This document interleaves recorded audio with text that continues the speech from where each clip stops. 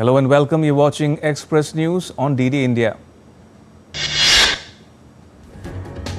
India's President Draupadi Murmu extended greetings to the residents of Meghalaya, Tripura and Manipur on their Statehood Day.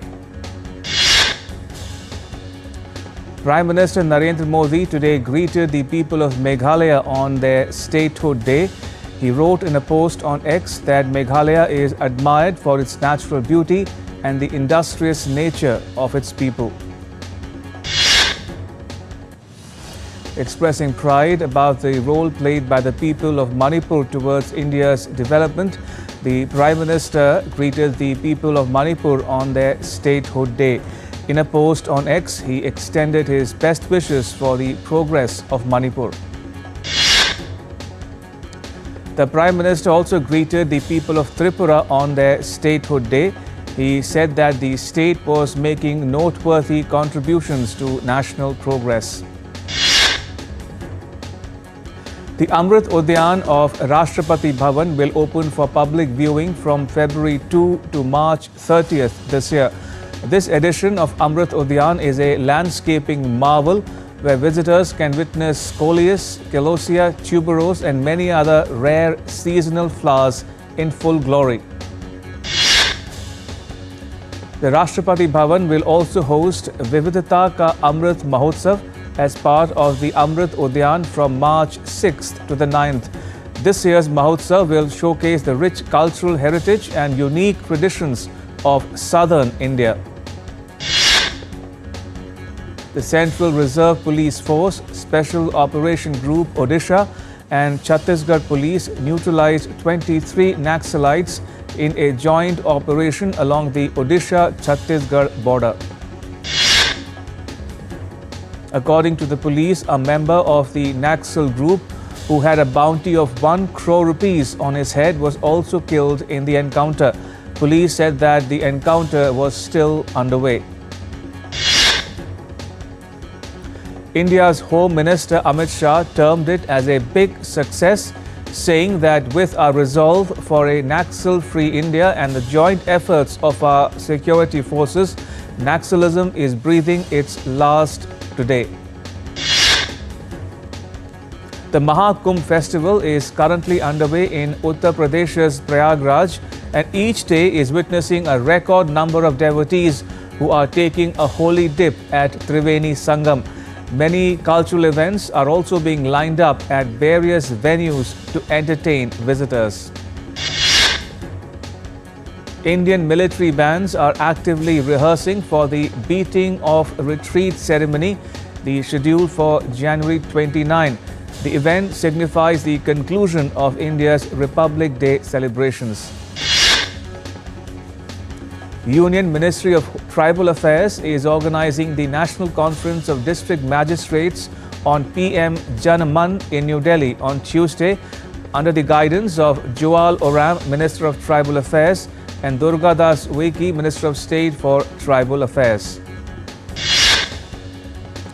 The conference aims to share best practices and facilitate progress in districts that have significant potential for improvement. Chairman Telecom Regulatory Authority of India Anil Kumar Lahoti inaugurated the South Asian Telecommunication Regulators Council workshop on spectrum in Goa with an aim to address the importance of effective spectrum management in the rapidly evolving telecommunications landscape. The 3-day workshop will be attended by delegates representing South Asian Telecommunication Regulators Council member countries, working group members, industry experts, delegates representing many government departments and others. Bihar Governor Arif Mohammad Khan and Lok Sabha Speaker Om Birla addressed the valedictory session of the 85th All India Presiding Officers Conference in the capital city of Patna. At the conference, Lok Sabha Speaker released the 8th edition of Practice and Procedure of Parliament. He also inaugurated the Neva Seva Kendra in Bihar legislature premises. The Queen Mother of Bhutan, Queen Ashi Shering Yangdong Wangchuk, along with a 19-member delegation, visited Agra's Taj Mahal. The India Post hosted an exhibition to commemorate 75 years of the Indian Constitution on Tuesday. The exhibition displayed the service rendered by India Post in 75 years and a stamp tracing its journey so far. Apart from that, stamps dedicated to the legendary personalities of India were also released.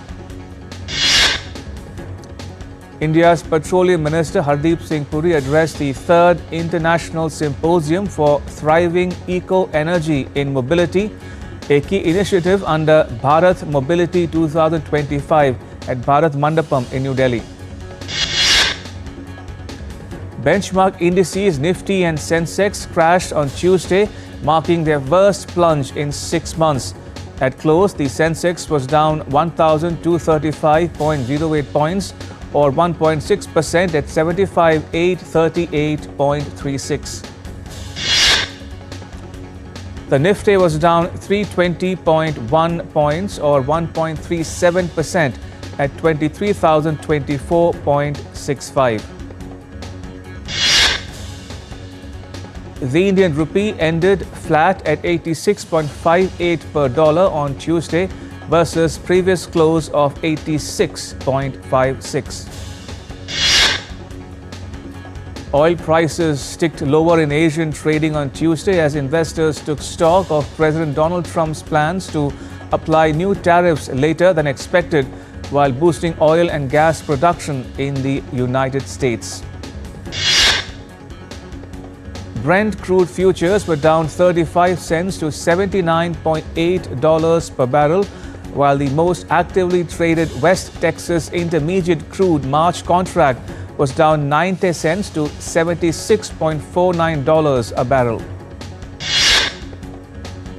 Global markets were on edge on Tuesday after US President Donald Trump hinted at imposing 25% tariffs on Mexico and Canada as early as 1st February. The news sent shockwaves through currencies, with the Mexican peso dropping 1% and the Canadian dollar hitting a 5-year low. With US markets closed on Monday for a holiday, the first reaction came from Asia. Europe's Euro Stoxx 50 futures slipped 0.25%, while Japan's Nikkei ended the day barely up at 0.13%. Hong Kong's Hang Seng managed a 0.42% gain. The World Economic Forum's annual meeting entered its second day on Tuesday with discussions on incoming US government under President Donald Trump. As Trump returns to the White House, Ukraine's attendees hope that the new administration would help their country.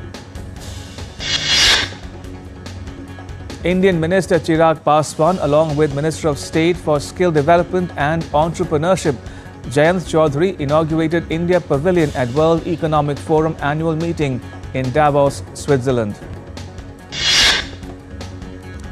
Maharashtra Chief Minister Devendra Fadnavis inaugurated the Maharashtra Pavilion in Davos, Switzerland, to welcome the world to Maharashtra, the gateway to India, along with Industries Minister Uday Samant.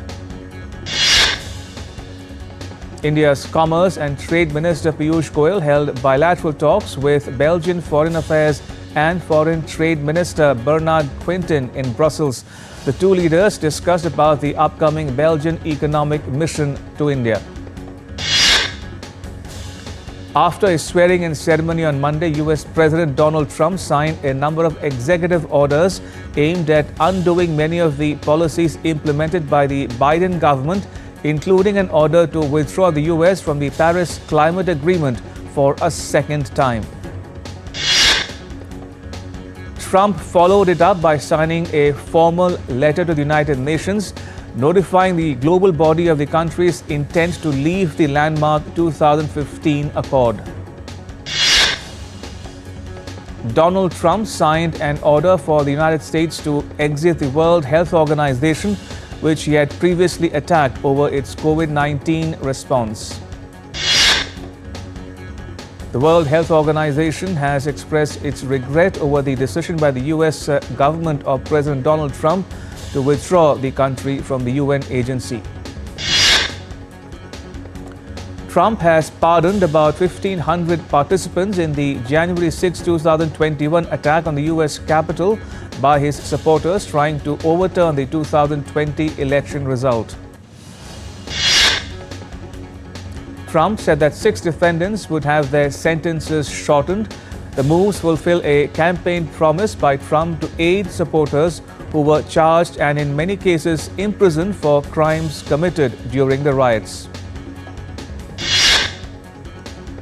The US President also signed an executive order seeking to delay by 75 days the enforcement of a ban of popular short video app TikTok that was slated to be shuttered on 19th January. While signing executive orders in the Oval Office on the first day of his second term, Trump said the US needs to control Greenland to ensure international security. Civil rights groups have legally challenged Donald Trump's executive order to end birthright citizenship in the US. The groups have argued that Trump's order violates rights enshrined in the US Constitution's 14th Amendment. Despite posing himself as a peacemaker in his second inaugural address, Trump has vowed that the US would be taking back the Panama Canal. Russia launched an overnight attack on Ukraine using 131 drones and 4 missiles. Ukraine's Air Force reported on Tuesday that 72 drones were shot down, while 59 failed to hit their targets. No human casualties were reported. Russia said it had downed 55 Ukrainian drones overnight. 6 drones were downed over the western region of Voronezh near Ukraine. Israeli security forces launched an operation in the volatile West Bank city of Jenin on Tuesday in which 1 Palestinian was killed.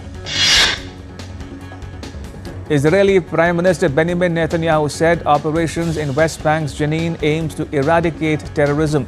The Israeli military said soldiers, police and intelligence services had begun a counter-terrorism action in the city. South Korea's impeached President Yoon Suk-yeol for the first time appeared for an argument in his impeachment trial at the Constitutional Court on Tuesday. The Yunus government of Bangladesh has unveiled new uniforms for the police, the Rapid Action Battalion and the Ansar Village Defence Party. The new uniforms feature distinct colours for each force. Time for a short break. Keep watching DD India.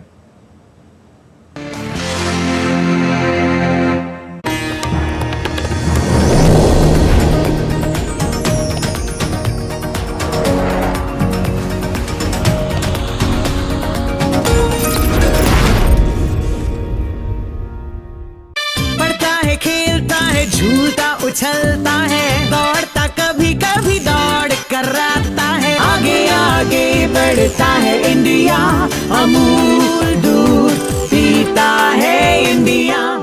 Retirement planning के लिए तेरा SIP के बारे में क्या ख्याल है? Retirement अभी तो पूरी लाइफ बाकी है यार।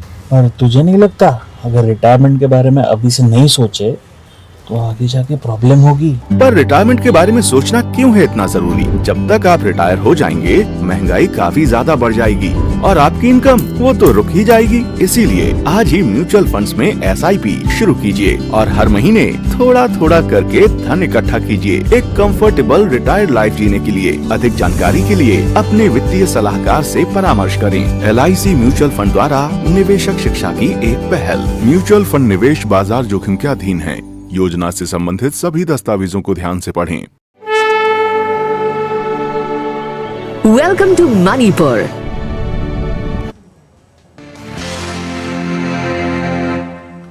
Welcome back. You're watching Express News on DD India. Northern India has experienced bright sunshine over the past 2 days, providing significant relief from the cold. According to the India Meteorological Department, the rain expected in Delhi NCR, Punjab, Uttar Pradesh, Himachal Pradesh, Uttarakhand, Haryana, Rajasthan and Jammu and Kashmir from Wednesday, 22nd January. The fire-weary Southern California was buffeted by dangerous winds, with forecasters warning of an extremely critical risk in a region already staggering from the devastation of horrifying blazes. Firefighters continue to make progress snuffing out fires that ravaged 40,000 acres in the Los Angeles area after erupting on 7 January and killing at least 27 people. A magnitude 6 earthquake hit Taiwan's south on Tuesday near the city of Chiayi. Taiwan is frequently hit by earthquakes because of its location on the edges of two tectonic plates near the Pacific Ring of Fire, which some say is the most seismically active zone in the world. Severe wildfires wreak havoc in El Soche, Chile. The devastating wildfires have claimed the lives of 3 firefighters and injured 9 others. The fire in Chile has already ravaged over 400 hectares, prompting a red alert and the evacuation of local residents. 4 districts of Turkey's Hakkari experienced drastically different weather conditions simultaneously. The temperatures varied from -12 to 10 degrees within a 45-minute travel distance. While Yuksekova district struggled with snow, cold and fog, with temperatures dropping to -12 degrees, this unique weather phenomenon creates a stark contrast within short traveling distances. Dozens of people soaked and splashed themselves in icy cold water in a Tokyo pool, adhering to Japanese tradition to purify the soul and pray for the good health in the new year. Mostly men with just white loincloth and several women in white robes joined the annual cold endurance ritual at the Kanda Myojin in downtown Tokyo. A detailed archaeological study has commenced on Kashidu Island in the Maldives, more than 5 years after the site's initial discovery in 2020. The project, led by the Ministry of Language, Culture and Heritage in collaboration with international and local experts, focuses on unearthing and preserving artifacts, including the historic Ivelaya Taraha. Paleontologists in Peru unveiled the 9-million-year-old fossil of a relative of the great white shark that once inhabited the waters of the southern Pacific Ocean, where it liked to devour sardines. The nearly complete Cosmopolitodus hastalis fossil was found some 235 kilometers south of Lima in Peru's Pisco Basin, a hot desert area famed for frequent discoveries of ancient marine species. A festive atmosphere is building up as people across China have been making preparations to ring in the Spring Festival next week, with New Year goods markets all seeing booming sales. The Spring Festival, which marks the start of the Chinese Lunar New Year, is the most important annual holiday in China, when people across the country return to their hometowns for Chinese Lunar New Year celebrations and family reunion. Australia's newest pair of giant pandas has made an appearance at Adelaide Zoo on Tuesday after arriving from China last month. The 4-year-old male and 3-year-old female have concluded their quarantine period and are settling into their new home. Hundreds of people walked through the gates to catch the first glimpse of the pair, as it's the first time the pair have stepped foot into the outdoor bamboo forest, having spent a month in quarantine. Pets including dogs, cats and guinea pigs along with a cock were brought to a church in Mexico City by their owners to receive a blessing on the day of Saint Anthony the Abbot. Owners held their pets as a priest from the St. Bernardino Cathedral sprinkled holy water on them in a bid to protect them from danger and misfortune. Argentine singer-songwriter Fido Páez delighted his fans with a free concert in Mexico City's iconic Zocalo Square. The free concert was just one highlight of Páez's current Páez 4030 tour, commemorating the 40th anniversary of his debut album Del 63 and the 30th anniversary of his 8th album Cerco Beat. International stars descended onto the purple carpet of the 2025 Joy Awards as Saudi Arabia hosted the mix of artists, film stars and musicians. The Joy Awards are the largest ceremony to recognize and honor artistic achievements in the Arab world, with male and female artists competing for 13 awards across multiple categories. Tricia Tuttle, the new director of the Berlin Film Festival, visited the production of the Golden Bear and Silver Bear Trophy Awards in Berlin. Tuttle emphasized the importance of the festival's legacy, highlighting its status as one of the most significant film festivals globally. In Australia, the Central Coast Council hosted the Pacific Rhythm Festival event in partnership with Pacific Australia Labour Mobility Scheme, which provides the majority of seasonal migrant workers on the coast during the fruit picking season. Attendees enjoyed a lineup of traditional and contemporary music and dance performances by Pacific cultural groups. Ahead of Coldplay's last concert in Mumbai, the band's frontman Chris Martin and actor Dakota Johnson stepped out for a bit of sightseeing. The release of his highly anticipated period drama Punjab 95 has been delayed. The singer-actor Diljit Dosanjh himself took to social media to announce this, explaining that the release date had to be pushed because of unforeseen circumstances. After showing signs of improvement, Indian actor Kangana Ranawat's historical biographical drama Emergency has suffered a significant setback at the box office, failing the crucial first Monday test. Indian actor Pratik Gandhi and actress Yami Gautam are teaming up for the first time in the film Dhoom Dham, which will premiere on Netflix. Patal Lok Season 2 series continues to impress with its brilliant mix of political commentary, police procedures and thriller elements, all elevated by the masterful direction of Avinash Arun Davare. International Cricket Council Chief Jay Shah met head of the International Olympic Committee Thomas Park. Cricket is set to be included in the Summer Olympics of 2028 for the first time. 13 years after last featuring in India's premier domestic first-class tournament, Virat Kohli is set to return to Ranji Trophy. Team India, led by Surya Kumar Yadav, will be taking on England in a 5-match T20I series beginning on Wednesday at Eden Gardens in Kolkata. The England and Wales Cricket Board announced the playing 11 for the first T20I against India. Josh Butler will be leading the England squad in Kolkata. India opener Smriti Mandhana has moved up to the second position in the latest ICC Women's ODI batting rankings after an impressive series against Ireland.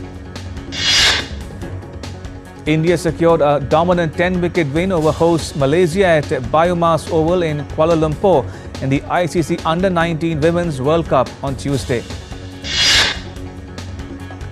11th-seed Spaniard Paula Badosa shattered world number 3 Coco Gauff's dream of her first Australian Open title when she stunned her 7-5, 6-4 in the quarterfinals on Tuesday.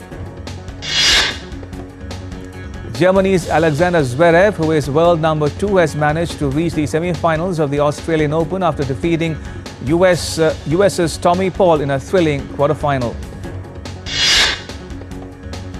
Defending champion Aryna Sabalenka survives a hard-fought quarterfinals against Anastasia Pavlyuchenkova to book her place in the semi-finals. India's campaign ended at Australian Open as Rohan Bopanna and Zhang Shui lost in the mixed doubles quarterfinals on Tuesday. Chess world champion D. Gokesh plays out a draw with top seed Fabiano Caruana of the United States in the third round of the Tata Steel Chess Tournament and the Netherlands. Another Indian Grandmaster R. Pragyananda secured victory over compatriot Arjun Erigesi to share the lead with Uzbek Nodirbek Abdusattorov after the third round of the tournament. Manchester City signed 19-year-old Vitor Reis from Palmeiras for €35 million. The Brazilian defender is part of the Pep Guardiola's plan to build a future-ready team.